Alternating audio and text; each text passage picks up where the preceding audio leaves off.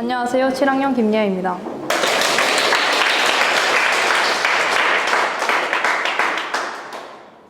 여러분은 간지러움을 잘 타시는 편이신가요? 네. 저는 간지러움을 잘 타는 편이어서 어렸을 때 언니들이 많이 간지럼 태웠습니다. 그래서 저는 오늘 간지럼에 대해 소개하려고 합니다. 첫 번째로 왜 간지러움을 느끼는 걸까요? 간지러움이 잘 타는 곳은 신체 부위가 대체로 약한 곳이라 사람은 외부 자극에 간지럼을 타면서 몸을 빼는 식으로 반응해 이 부위를 방어하려고 하는 것입니다. 그래서 간지럼을 타는 곳에 신경이 밀집해 있어 조금만 건드려도 간지럼을 느끼는 것입니다. 두 번째로 왜 간지럼을 잘 타는 사람이 있고 잘 안 타는 사람이 있을까요? 그것은 사람마다 신경 밀도가 다르기 때문에 간지럼을 잘 타는 사람과 잘 타는 사람은 다른 사람보다 간지럼에 더 민감하게 반응한다는 것입니다. 또 간지럼을 태우는 시기, 부위 등의 심리적 영향으로 자극 강도를 변화시킬 수 있습니다. 하지만 이런 심리적 영향으로 불편한 상황이면 굉장히 짜증스럽고 불쾌한 기분이 들 수 있습니다. 세 번째로 간지럼을 참는 방법입니다. 크게 세 가지로 나눌 수 있는데 첫 번째로 호흡 조절, 두 번째로 예측, 세 번째로 근육의 긴장입니다. 호흡 조절은 간지럼을 태우면 웃음이 나오고 숨이 가빠지기 때문에 최대한 호흡을 참으면서 천천히 숨을 내쉬는 것이 좋고, 예측은 스스로 간지럼 태우면 어느 부위를 자극할 것인지 짐작해 간지럼을 잘 안 느끼는데, 다른 사람이 간지럼 태우면 짐작할 수 없어서 간지럼을 느끼는데 상대방이 어디를 간지럼 태울지 예측하면 간지럼을 덜 느낀다고 합니다.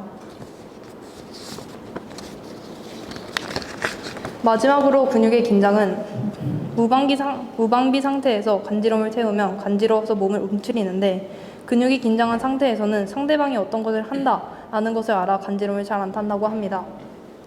이렇게 간지럼을 친한 사람끼리 많이 태우는데 처음에는 장난으로 여기지만 몇 분이나 계속하면 싫어하거나 괴로워할 수 있으니 장난이어도 주의해야 합니다. 감사합니다.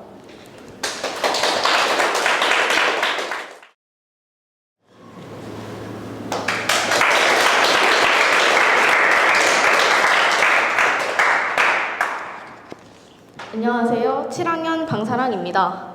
여러분, 차나 배 타실 때 멀미 나신 적이 있으신가요? 네. 저는 방학 동안 멀미를 많이 겪었는데요. 그래서 저는 멀미에 대해 소개해 드리려고 합니다.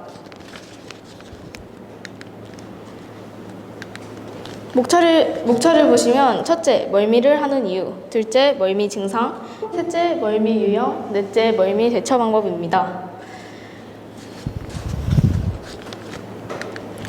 멀미를 하는 이유는 우리 몸은 시각, 전정 감각, 체성 감각에서 뇌로 보낸 세 가지 신호를 체계화해 균형을 잡습니다. 귓속 방구리관에 차 있는 림프액은 몸이 움직일 때마다 출렁거리면서 감각세포를 자극합니다. 이것이 신경을 통해 손으로 전달되면서 몸의 균형을 잡습니다. 문제는 몸이 격하게 흔들리면서 이 세 감각이 뇌에서 제대로 체계화되지 않을 경우 멀미가 나게 됩니다. 쉽게 말하자면 몸속 어떤 기관이 흔들리면서 멀미를 하게 된다는 것입니다.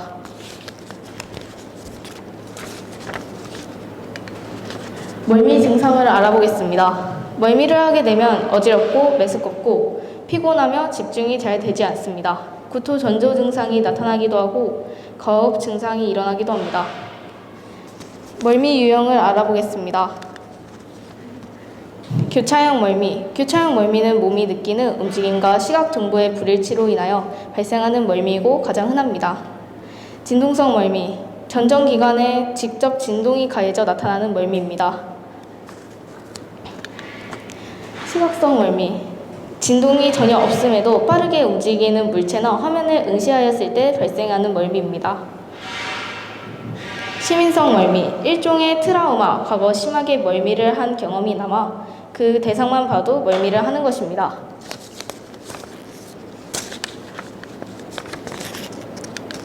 다음은 멀미 대처 방법입니다. 멀미 완화에 좋은 지압법 하기. 허리를 바르게 펴고 앉아 양손으로 머리를 감싸듯이 얹은 후 양손의 중지를 모아 옆 사진에 있는 빨간 점을 지압하시면 됩니다. 그리고 3초 정도 천천히 숨을 들이마신 뒤 지압을 천천히 풀어주면서 숨 내쉬는 걸 5회 반복하면 멀미로 인한 멀미 증상 완화에 효과적이랍니다. 차를 타기 전에 적당히 배를 채워준다. 배가 고픈 상태에서 차를 타도 멀미가 심해질 수 있습니다. 공복 상태에서는 신경이 예민해지기 때문에 멀미를 더 크게 느낄 수도 있습니다. 환기를 자주 한다. 차 안에 이산화탄소가 많아 환기가 필요합니다. 이와 같이 제가 멀미라는 주제를 한 이유가 제가 방학 중에 배를 탔었는데 배를 타기 전에 배 멀미를 안 할 줄 알고 약을 먹지 않아 멀미를 했기 때문입니다. 여러분이 저처럼 되지 않고 자신이 앓고 있는 알레르기나 아토피, 감기 등 증상을 앓고 있으면 찾아보고 그 증상에 대해 대비하는 학생들이 되길 바라며 발표를 마치겠습니다. 감사합니다. 안녕하세요. 8학년 김상희입니다.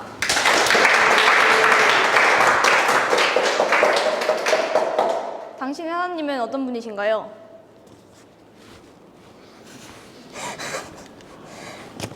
나의 하나님, 너의 하나님이란 제목으로 발표를 시작하겠습니다. 나의 하나님은 크다. 이런 하나님이 함께 해주시는 분이 누군지 아시나요? 바로 중국의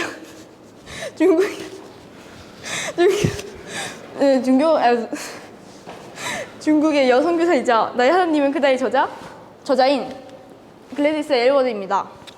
즉, 그가 중국 선교를 결심했을 때 그는 가진 것도 없었고 약하고 천하고 작았습니다. 하지만 그의 하나님은 크셨기에 크신 하나님을 믿고 딸랑 배낭 하나를 메고 바로 선교를 떠났습니다. 가는 여정 동안 전쟁으로 기차가 멈췄는데요. 그래서 그 엄청난 거리를 겨울에 걸어가기도 하고 이상한 데 납치되기도 했지만 중국 선교를 포기하지 않았습니다. 나의 하나님은 크시다는 믿음으로 중국에 도착할 수 있었습니다. 중국에서 사역을 할 때 있어서도 그는 자신이 약하고 부족해도 자신의 하나님은 크신 분이라는 사실을 믿었습니다. 하나님은 크신 분이라는 사실을 믿는 그의 믿음이 자신의 하나님을 크신 분으로 만든 것입니다. 하나님께서는 자신을 믿은 그를 지혜롭게 살게 하셨습니다. 글래디스 엘워드의 믿음은 컸습니다. 글래디스 엘워드의 하나님은 크십니다. 나의 하나님은 작다. 이런 하나님이 함께 해주시는 사람이 누굴까요? 그는 김상희입니다. 그의 부모님이 그에게 충고와 조언을 하실 때 그는 강했고 거만했습니다. 그렇기에 그는 자신의 작은 하나님에서 나온 권위를 무시했습니다. 또 복음 전파를 할 때 있어서도 자신의 작은 하나님의 명령이므로 장난스럽게 임했고 열심히 다하지 않았습니다.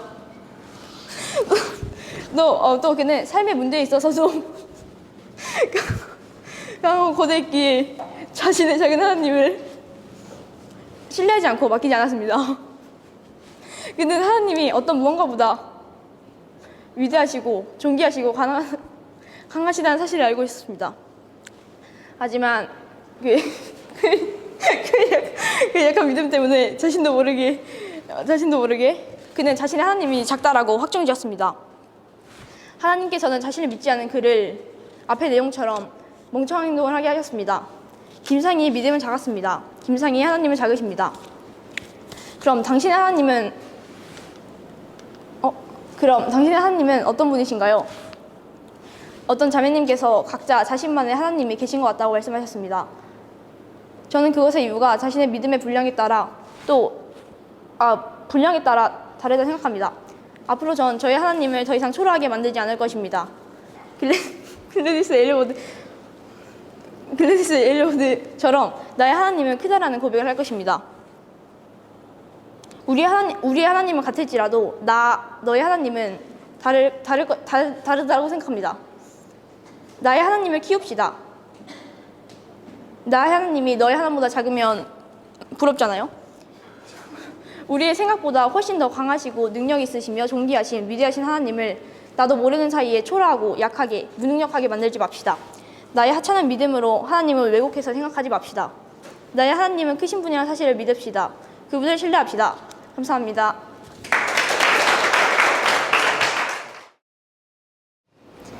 안녕하세요. 8학년 예슬기입니다.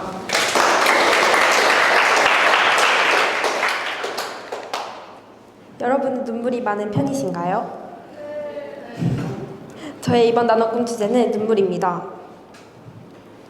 우리는 슬프거나 감동적인 것을 볼 때, 고대하던 목표를 힘들게 이뤘을 때 등등 감정이 고조되었을 때 눈물을 흘립니다. 이뿐만 아니라 눈에 무언가가 들어가는 등등 평상시에도 눈물을 흘립니다. 저는 어렸을 적에 눈물을 흘리는 게 약해 보인다고 생각을 하고 친구들 앞에서 웃는 게 부끄러워서 억지로 울음을 참거나 눈물을 흘리지 않기 위해 노력을 했는데요. 이렇게 눈물을 흘리지 않고 참으면 더욱더 악영향을 미칠 수가 있다고 합니다. 눈물을 흘리면 기분이 좋아지고 안정감을 주고 스트레스와 긴장을 감소시켜준다고 합니다. 눈물에는 기본 눈물, 반사 눈물, 그리고 감정 눈물의 세 가지 유형이 있습니다. 기본 눈물은 우리 눈이 정상적으로 작동할 수 있게 도와주는 것으로 눈을 깜빡일 때마다 흘려내려 각막을 깨끗하게 닦아줍니다. 반사 눈물은 내부적 또는 외부적 자극에 대한 반응으로 자극을 주는 이물질을 씻어내고 눈을 보호하는 데 도움이 됩니다. 예를 들어 양파를 썰다가 매워서 눈물을 흘리거나 연기나 먼지 때문에 눈물이 나는 경우입니다. 마지막으로 감정 눈물은 스트레스, 슬픔, 지나친 행복, 신체적 또는 감정적 고통에 의해 흘리는 눈물입니다. 사람은 보통 슬플 때 눈물을 흘린다고 생각하지만 너무 기쁘거나 벅찬 감정을 느낄 때도 눈물을 쏟곤 합니다. 왜냐하면 뇌에 있는 번율계가 슬픔뿐 아니라 안도감, 행복, 과도한 기쁨 등 감정을 인식하는 모든 상황에 반응하기 때문입니다. 이런 이유로 과거 애틋했던 기억을 떠올리거나 주변 분위기 등만으로도 눈물이 쏟아질 수 있습니다.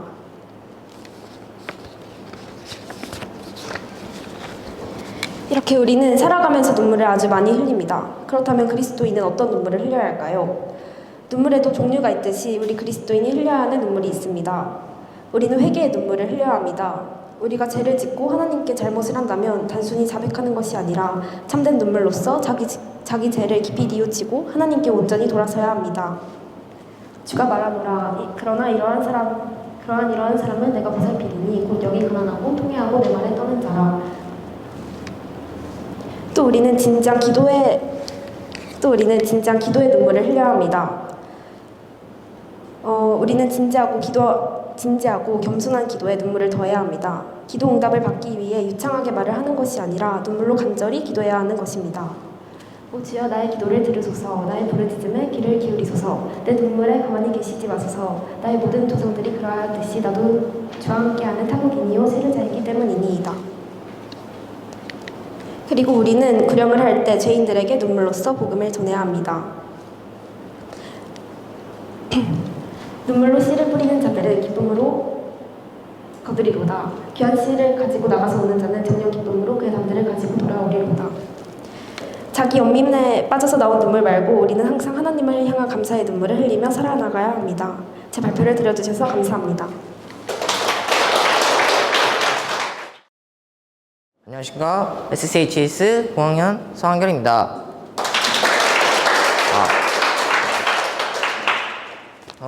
이번 나눔꿈은 NBA의 놀라운 스테판 커리입니다. 혹시 잘 보시면 첫 번째 커리는 누구인가, 두 번째 커리의 손가락과 세 번째 커리에게 배울 점입니다.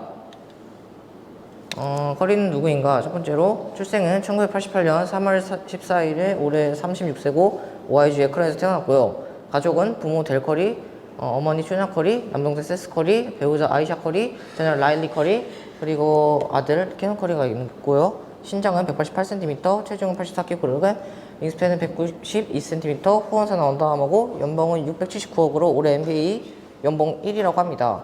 그리고 종교는 기독교인데 이제 독실하다고 하는데 이제 신발 전체에 그 빌리포선가 그 구절이 써 있다고 합니다.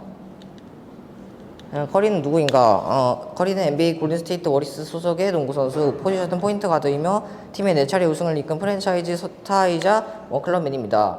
데이비슨 칼리지 대학교 3학년을 마치고 2009년 NBA 드래프트를 신청해 7순위로 워리어스에 지명을 받았습니다. 커리어 초반에 거듭된 발목 부상으로 암흑기를 겪었으나 12-13 시즌부터 본격적으로 기량에 만개하기 시작했습니다.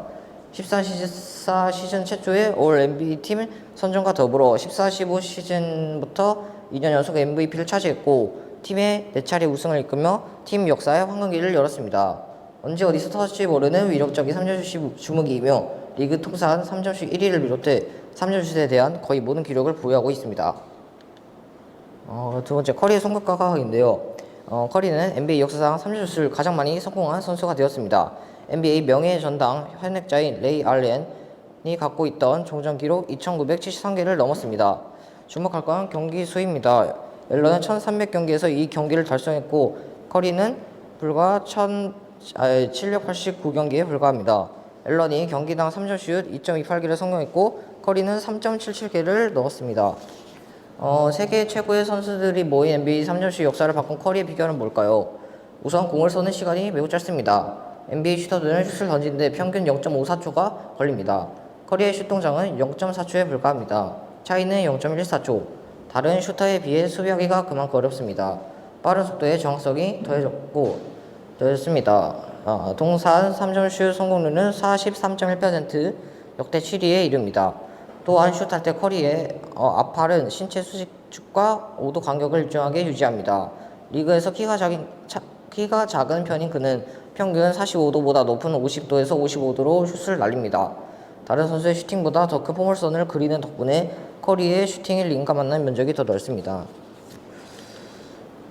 세 번째, 커리에게 배울 점입니다. 커리는 농구 선수였던 아버지에게 받은 유전자가 있겠지만 그가 NBA 역대 최고의 슈터가 될 수 있었던 제일 큰 이유는 그의 농구에 대한 뜨거운 열정으로 인한 갈고 닦은 노래일 것입니다. 우리도 이처럼 농구가 아닌 하나님의 사역에 대한 뜨거운 열정으로 인하여 영적 감각을 갈고 닦고 단련하여 사실 예수님께서 오실 때 잘했다 착하고 신실한 종이라고 칭찬받는 커리의 열정도 불태울 만한 열정을 가진 여러분 되었으면 좋겠다는 마음으로 이 발표를 마치겠습니다. 감사합니다.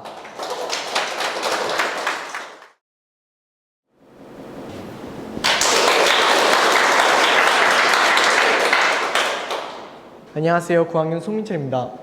오늘 저의 2024학년도 가을학기 나의 꿈 너의 꿈의 주제는 올림픽입니다. 여러분 혹시 이번 파리올림픽 보셨나요? 아니요. 저는 그냥 양궁 때문에 한두 번 보긴 했는데요. 선수들이 너무 잘해서 그거에 감명을 받아서 올림픽으로 주제를 정하게 되었습니다. 일단 올림픽이란 무엇일까요? 올림픽은 전 세계적으로 4년에 한 번씩 열리는 전 세계적인 스포츠 축제인데요. 이것은 기원전 5세기에서 6세기경 고대 그리스에서 사람들이 시작을 했다 합니다. 이때는 육상이나 격투기 이런 종목으로 시작을 했는데 현대에 와서는 아주 많은 종목을 다루게 되었습니다. 그럼 이 올림픽은 그리고 어떻게 이제 되었을까요? 만들어졌을까요? 1896년 구테르베크 당장이라는 사람이 사실은 럭비를 아주 좋아하고 스포츠맨이었다 합니다. 이 사람은 이제 프랑스 청년들의 신체를 단련하고 국민 사기를 끌어올리기 위한 민족주의적 발상을 했답니다. 그렇게 해서 올림픽을 이 사람이 만들었는데요. 그때 당시에는 그냥 프랑스 안에서만 하는 거였지 전 세계적 축제가 아니었답니다. 하지만 지금 현대에 와서는 전 세계적으로 스포츠 축제가 되게 되었습니다. 이번에 올림픽 메달에 대해 알아보겠습니다. 일단 첫 번째는 금메달이고요. 두 번째는 은메달이고 세 번째는 동메달인데요. 이 세 개도 각각 마이클 펠프스, 비오른 다엘리, 마를렌 노티라는 사람이 금메달 23개고 은메달은 4개 그리고 동메달은 8개로 가장 많은 메달을 차지하게 되었습니다. 제가 패럴림픽에 대해도 좀 알아봤는데요. 패럴림픽은 신체적 장애 및 시감각적 장애가 있는 운동선수가 참가하는 국제 스포츠 대회입니다. 여기에는 이렇게 양궁이나 배드민턴, 육상, 그리고 농구나 이런처럼 등등 아주 많은 것들이 있습니다. 올림픽의 의미입니다. 올림픽은요, 처음에 구테레멘 남작이 스포츠를 통해서 심신을 향상시키고 문화와 국적 등 다양한 차이를 극복하여 우정, 영대감, 페어플레이 정신을 가지고 평화롭고 더 나은 세계 실현에 공연하는 것으로 생각하고 만들었답니다. 여러분은 이번 파리 올림픽 개막식 보셨나요? 네. 정말 충격적이라고는 말이 많은데요. 이것은 앞서 말한 파리 올림픽을 만든 의미와는 전혀 다르다고 볼 수 있습니다. 이렇게 점점 세상은 악해지고 있다는 걸 볼 수 있죠. 우리는 이렇게 악한 세상 속에서도 우리의 올림픽을 해야 됩니다. 성경에는 우리가 경주를 하라 했는데요. 믿음의 경주를 해야 합니다. 우리들은 이제 구령이나 그런 것들로 각 종목에 따라 열심히 하여 경주를 끝마쳐야 합니다. 마지막에 가서는 우리의 이제 메달인 면류관을 받기 위해 달려야 합니다. 이상으로 발표를 마치겠습니다. 감사합니다.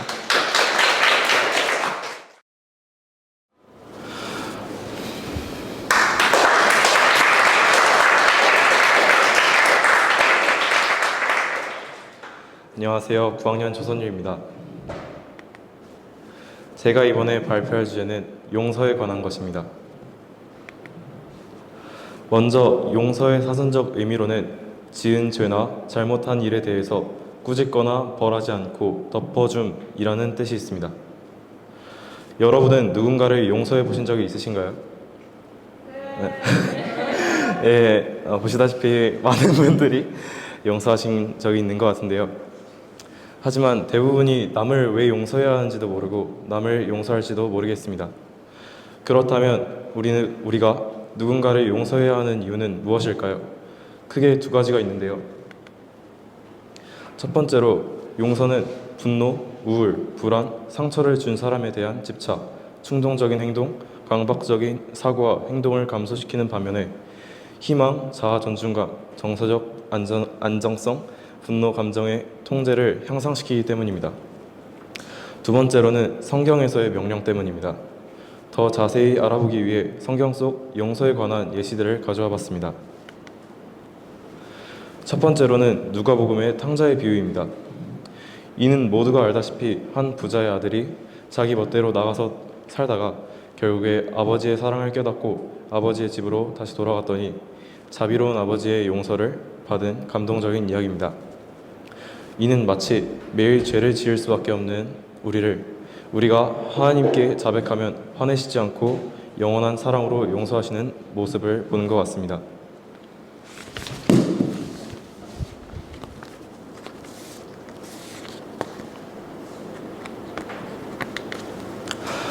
두 번째는 우리가 제일 잘 알고 또 잘 알아야 하는 십자가 사건입니다. 이는 하나님께서 타락한 인류의 모든 죄를 제거하시기 위해 인간으로 이 땅에 오시어 십자가에 달려 고난받으신 사건입니다. 이 하나님의 용서는 영원한 것이고 절대 바꿀 수 없습니다. 자, 이 두 사건에선 공통점이 하나 있습니다. 바로 영원하신 하나님께서 우리를 계속해서 용서하시고 계시다는 사실입니다. 즉, 우리는 모두 계속해서 용서를 받고 있는 사람들이라는 것입니다. 성경에서는 만일 어떤 사람이 누구에게 불평이 있으면 서로 용납하고 서로 용서하기를 마치 그리스도께서 너희를 용서하신 것 같이 너희도 그러하라 라고 말씀하셨습니다. 만약 이 말씀대로 행하지 않고 서로를 용서하지 않는다면 우리 모두는 그리스도 안에 한 지체이기 때문에 한 부분이 망가지고 또 다른 부분이 망가질 수 있게 되어 마귀에게 틈을 줄 수 있습니다. 그렇기에 한 몸 안에 있는 우리는 서로를 그리스도께서 우리에게 하신 것처럼 용서하며 살아야 합니다. 이로써 우리 모두가 예수 그리스도의 한 지체를 온전히 이루어 주님께 칭찬받는 삶을 살 수 있기를 바라며 발표를 마치겠습니다. 안녕하세요. 10학년 권규현입니다.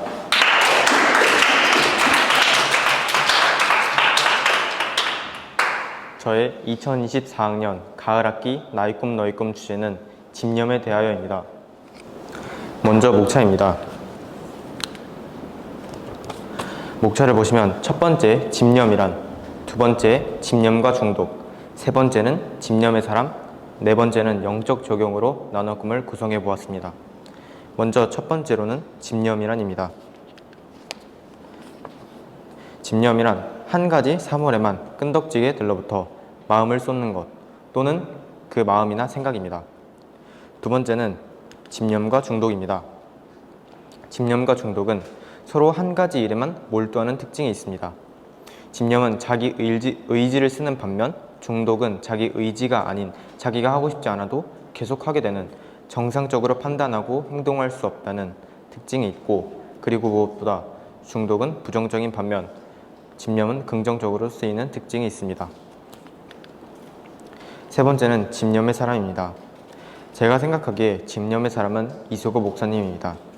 이승훈 목사님은 1978년 7월 23일에 구원받은 이후 우리말로 번역된 가장 정확하고 권위 있는 한글 킹 제임스 성경을 번역, 출간함으로써 이 땅에 올바른 한글 성경을 보존하고 정착시키는 데 힘썼습니다.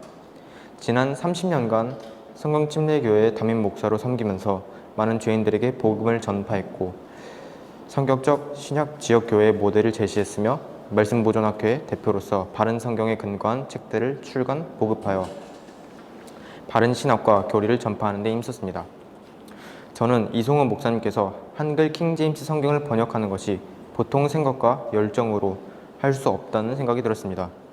그래서 이승훈 목사님은 엄청난 집념을 가지고 성경을 번역하고 또 30년간 사역을 했다고 생각이 되어서 집념의 사람으로 이승훈 목사님을 선택하게 되었습니다.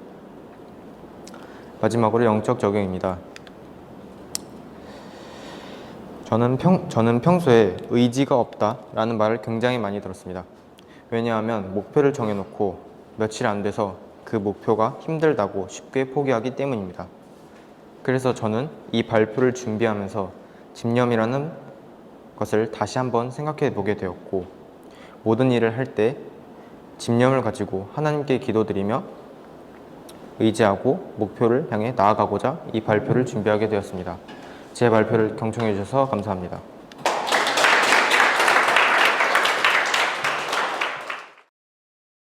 안녕하십니까, 고1 박창희입니다.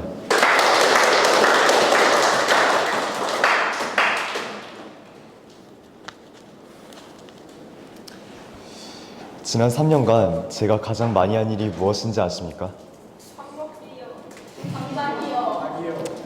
잠자기를 제외하고 수학을 가장 많이 했습니다. 걸어 다닐 때도, 샤워를 할 때도, 심지어는 밥을 먹거나 잠을 자는 동안에도 수학을 해본 적이 있습니다. 이렇듯 수학은 제 최애 관심사이자 제 인생 전반에 영향을 주는 크나큰 존재입니다. 이런 수학과 사랑에 빠진 지 벌써 4년이 돼가고 있네요.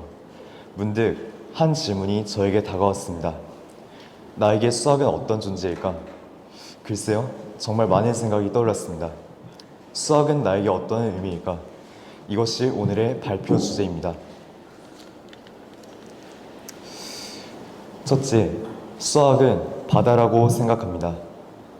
저는 수학이라고 표현되는 논리에 거대한 바다가 있다고 느낍니다. 바다에는 물의 흐름이 존재하죠. 거북이가 남긴 물결, 고래가 남긴 거친 소용돌이의 흔적 등등이 있을 겁니다. 이러한 해류를 정확히 추적할 수 있다면 거북이와 고래를 만나볼 수 있겠죠. 수학도 마찬가지라고 할 수 있습니다. 수학의 바다에는 논리라는 해류가 흐르고 있습니다. 수학 문제의 답들이 그 속에서 헤엄치며 여러 잔물결들을 만들어내고 있는 것입니다. 이때 바닷속에서 숨을 참고 가만히 물결을 바라보아야 합니다. 만약 숨 참기가 힘들다고 마구 발버둥치면 자신의 물결이 다른 물결들을 어지럽혀 문제의 답과 만나기가 어려워질 것입니다. 그만큼 수학 문제의 답을 알아내기 위해서는 인내심이 필요하다는 뜻입니다.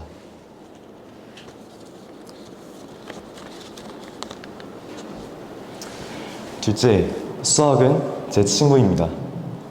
마치 친구가 말을 걸어주듯 수학도 항상 저에게 말을 걸어줍니다. 수학의 정석책을 들여다보고 있으면 어서와 친구야, 인테그랄은 처음이지. 콜라치 추측을 들여다보고 있으면 이것 봐, 모든 숫자가 우박처럼 떨어지고 있어. 이런 식으로 수학이 말을 합니다. 또 수학은 말하고 싶은 말을 매우 아름다운 문장을 통해 설명해 줍니다. 이렇게 편미분해서 벡터 내적을 구하면 이런 답이 나온단다. 수학 기호 언어들을 통해 간단 명료하고 논리적으로 말하는 수학 친구. 제가 수학 친구에게 매력을 느끼는 부분입니다. 물론 친구가 싫을 때가 있었습니다. 놀랍게도 6학년 때 제가 수학 문제를 풀 때였습니다. 문제에는 조건만 제시되고 제가 풀이 과정을 써서 답을 구해야 합니다. 수학이 풀이 과정을 설명하지 않고 힌트만 계속해서 주니 수학이 하고자 하는 말, 즉 답을 알기가 어려운 것입니다. 수학은 제가 답답해하는 것을 이해합니다. 그러나 수학은 이렇게 해서 답이라는 것을 알려주지 않습니다. 너가 나와 친해지고 싶다면 내가 이런 조건만 말해도 내 마음을 이해할 수 있어야 돼. 수학은 이렇게 생각하는 것 같습니다. 지금까지 수학에 대한 제 생각을 정리해 보았습니다. 감동을 주고 사랑을 느끼게 하는 수학. 제가 앞으로 수학과 어떻게 지낼지 궁금하시지 않나요? 저는 수학과 정말 친하게 지내고 싶습니다. 그러나 수학자라는 직업을 가지려 목을 매지는 않을 것입니다. 언제 어디서든 수학과 대화하고 행복을 느낀다면 그것이 진정한 수학자 아닐까 생각합니다. 또 성경에 이러한 두 구절이 있습니다. 구하라, 그러면 너희에게 주실 것이요. 찾으라, 그러면 너희가 찾을 것이요. 두드리라, 그러면 너희에게 열릴 것이라. 그러므로 너희가 먹든지 마시든지 무엇을 하든지 다 하나님의 영광을 위하여 하라. 주님께 지혜를 구하여 수학 문제의 답을 구하고 이 놀라우신 세계를 만드신 주님께 저는 찬양을 드리고 싶습니다. 여러분의 인생에도 의미 있는 무엇이 있지 않나요? 그 친구와 함께 동행하며 하나님께 영광을 돌리는 여러분이 되길 바랍니다. 발표를 마치겠습니다.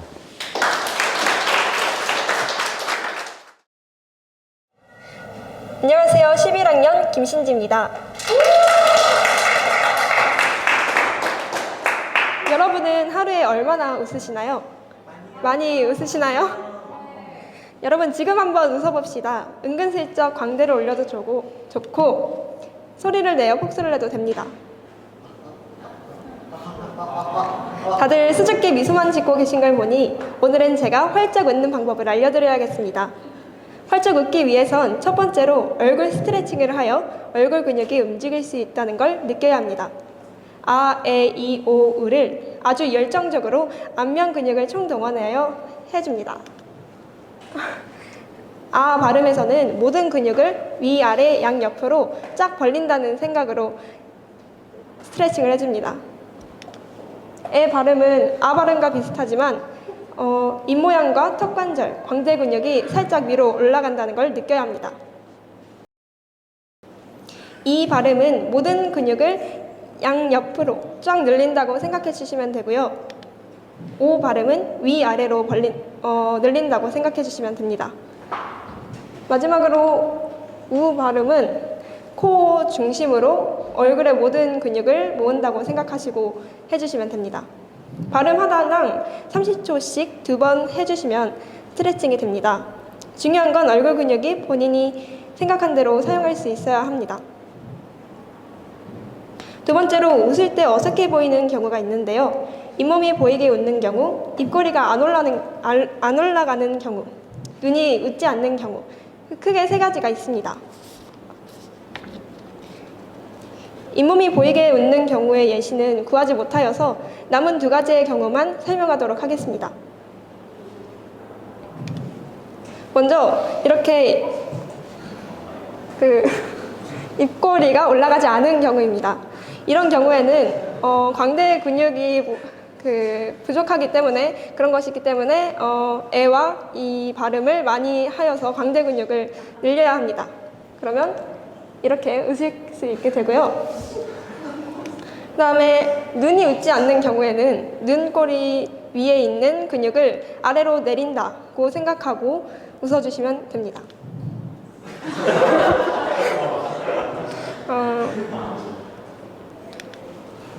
이거는 그런 두 가지 예시를 합친 버전입니다. 네. 자. 여러분들 이것의 공통점이 뭔지 아시나요? 네.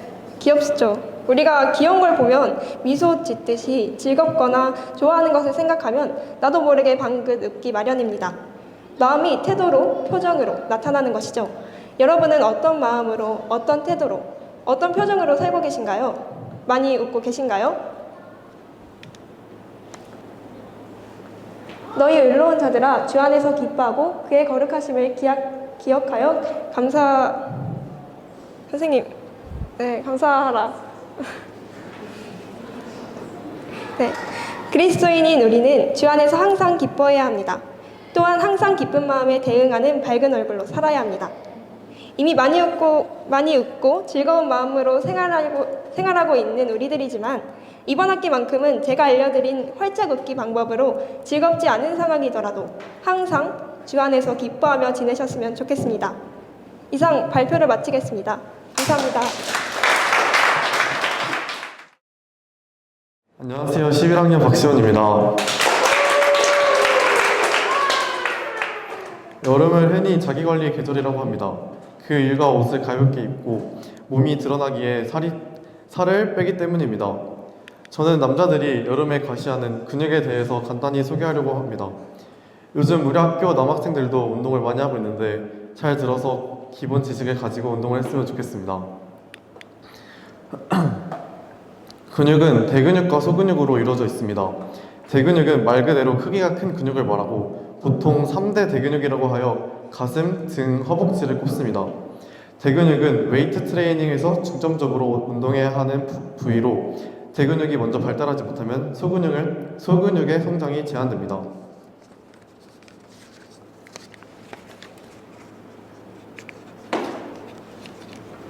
등 부위의 대근육은 승모근과 광배근이 있고 가슴 부위는 대흉근, 허벅지 부위는 대퇴사두근, 햄스트링이 있습니다. 다이어트를 하시는 분들은 하체를 단련하면 복부 비만 예방도 가능하다고 하니 참고하시길 바랍니다. 다음은 소근육입니다. 소근육은 말 그대로 근육 크기가 다소 작은 근육을 말하고 어깨, 팔, 복부, 종아리 등 여러 근육이 있습니다. 소근육은 대근육이 전체적인 큰 힘을 낼 때 쓴다면 소근육은 그 힘의 디테일을 잡는 역할을 합니다. 어깨와 팔, 복근을 잘 키우면 보기에 멋있어 보이기 때문에 운동을 시작하는 사람들이 빨리 키우고 싶어하는 부위입니다. 다만 무턱대고 소근육부터 성장하면 소근육이 지쳐버리기 때문에 나중에 대근육 운동을 제대로 할 수 없어 대근육 운동을 먼저 하고 난 뒤 소근육 운동을 하는 것이 좋습니다. 또한 소근육은 대근육에 비해 성장이 느린 편입니다. 어깨 근육은 상막근이 있고 팔 근육은 이두근, 삼두근, 전완근이 있습니다. 다들 1등은 어디야? 라고 물어보시는데 1등은 아쉽게도 없습니다. 굳이 말하자면 전완근이 1등이라고 할 수 있습니다. 코어 근육은 복근과 척추기립근, 엉덩이에 둔근이 있습니다. 마지막으로 건강을 위해 근육이 필요한 이유입니다. 다들 근감소증을 아시나요? 근감소증은 근육량이 감소하는 증상을 말하는데요. 모든 사람은 40대부터 근육량이 감소하기 시작합니다. 빠르면 20대부터도 감소한다고 합니다. 그러다가 60대가 되면 젊은 시절 가지고 있던 근육량의 50%가 사라집니다. 그로 인해 넘어졌을 때 젊었을 때와 달리 다칠 확률이 높습니다. 하지만 근육이 감소해도 괜찮습니다. 왜냐하면 나이가 들어도 20대의 근성장 속도와 비슷하기 때문입니다. 이로써 근육은 우리의 건강을 책임집니다. 우리 모두가 운동을 해서 건강도 지키고 건전한 생활을 하기 바라며 발표를 마치겠습니다.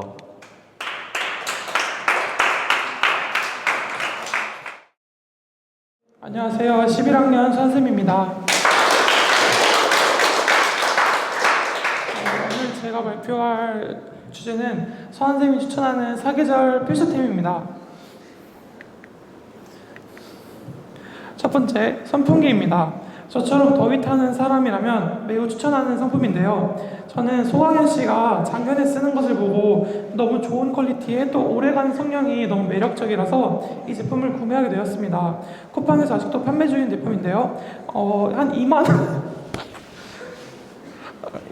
2만 원대 가격에 풍량은 4단까지 있고 배터리가 오래가며 색상은 2가지입니다. 다음은 갈비만두입니다. 갈비만두는 올해 초 북카페 냉동식품에 입점되면서 알게 되었는데요. 냉동고에 있는 3가지 종류의 만두, 그러니까 고기 포자만두, 김치만두, 갈비만두.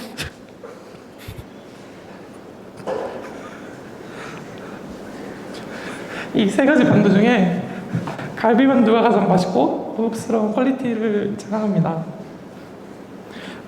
이 갈비만두는 돼지즈가 엄선한 베스트푸드 컬렉션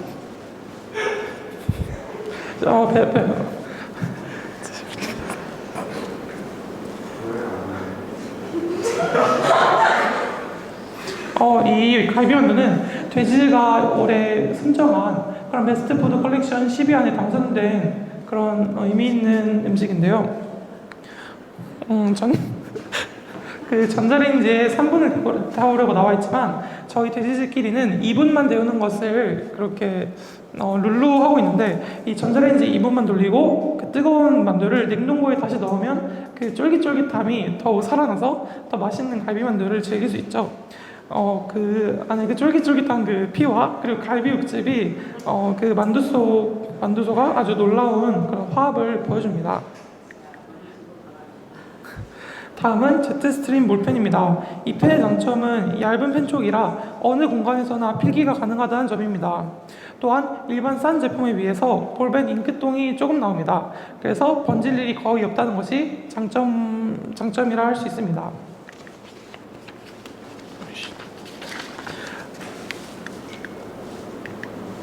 다음은 발포 비타민인데요. 발포 비타민은 박은 선생님이 처음 주셔서 알게 되었는데, 칼로리도 적으면서 맛있고 맛도 다양하면서 영양까지 챙길 수 있는 가치 있는 제품입니다. 가까운 약국이나 인터넷에서 구매가 가능한데요.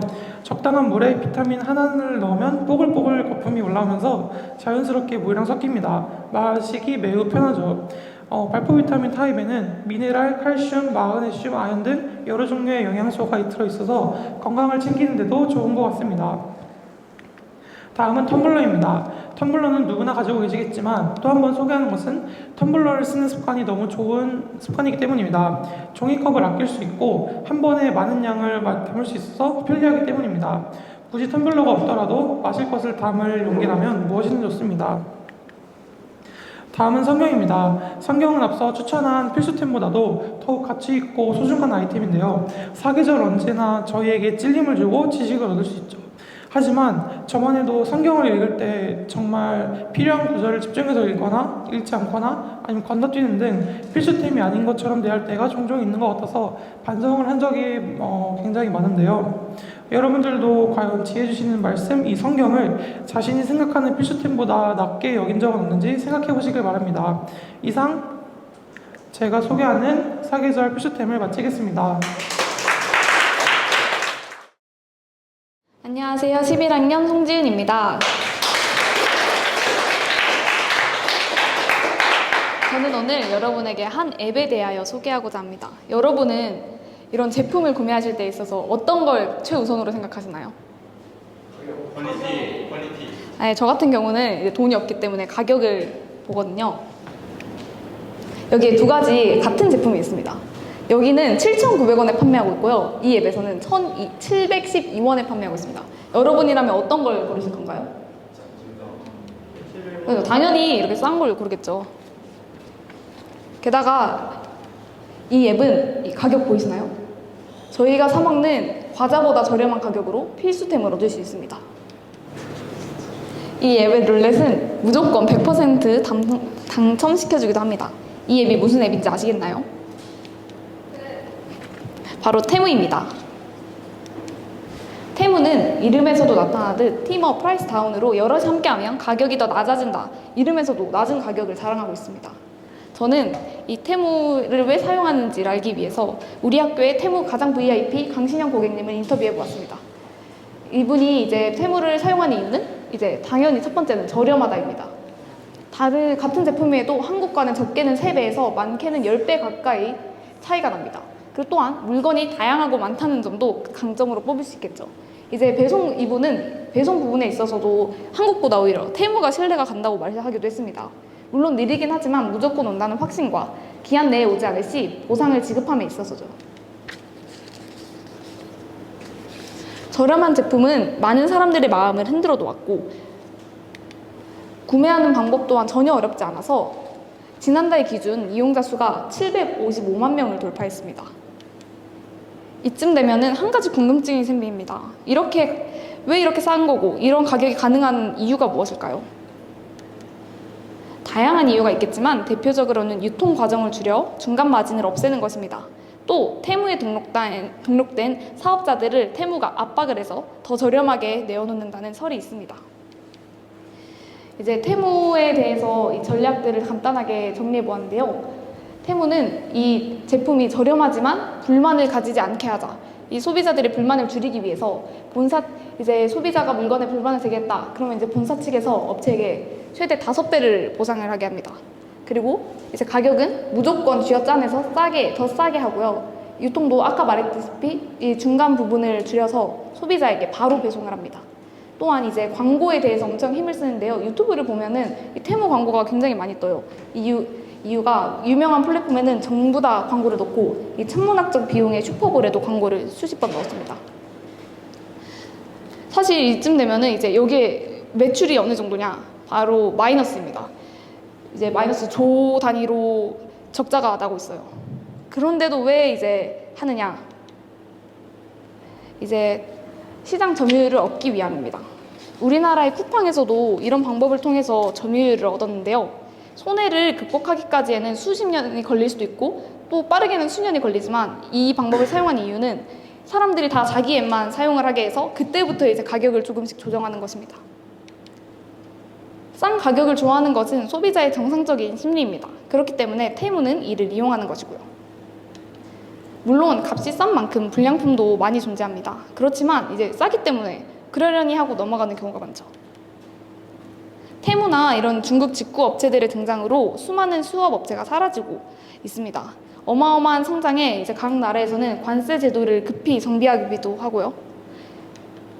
이제 테무에서 물건을 살지 말지는 사람에 따라 다 다르고 여러분의 선택에 달려 있습니다. 하지만 이제 우리 학교에서도 애용하는 사람이 굉장히 많고 꽤 안전하다고는 말할 수 있겠습니다. 그러나 이제 개인정보 등과 같은 논란이 끊임없이 제기되는 만큼 이 부분은 이제 상당히 주의해야겠죠. 세계는 하루하루 변화하고 있으며 세상을, 나라를 바라보는 시선에도 많은 변화가 생기고 있습니다. 급변하는 세계를 주도할 학생들로서 세상에 있는 이 세계 기업들이 어떤 전략을 사용하고 있고 이 전략들로 인하여 나라에 이제 우리나라에도 어떤 영향을 끼칠지를 여러분이 꼭 알고 계셨으면 좋겠고요. 나는 이 상황이 닥쳤을 때 내가 어떻게 받아들일 것인지를 항상 생각하고 자랐으면 하는 마음에 테무라는 주제를 선정해 보았습니다. 파격적인 가격으로 손해를 감내하여 원하는 바를 이루는 아주 큰 도전입니다. 실패할지 성공할지는 정말 모르고요. 두고 봐야 하겠지만 우리 학생들도 세상을 바라보는 안목을 넓혀서 다양한 도전을 하고 기발한 아이디어를 낼 수 있었으면 좋겠습니다. 이상 발표를 들려주셔서 감사합니다.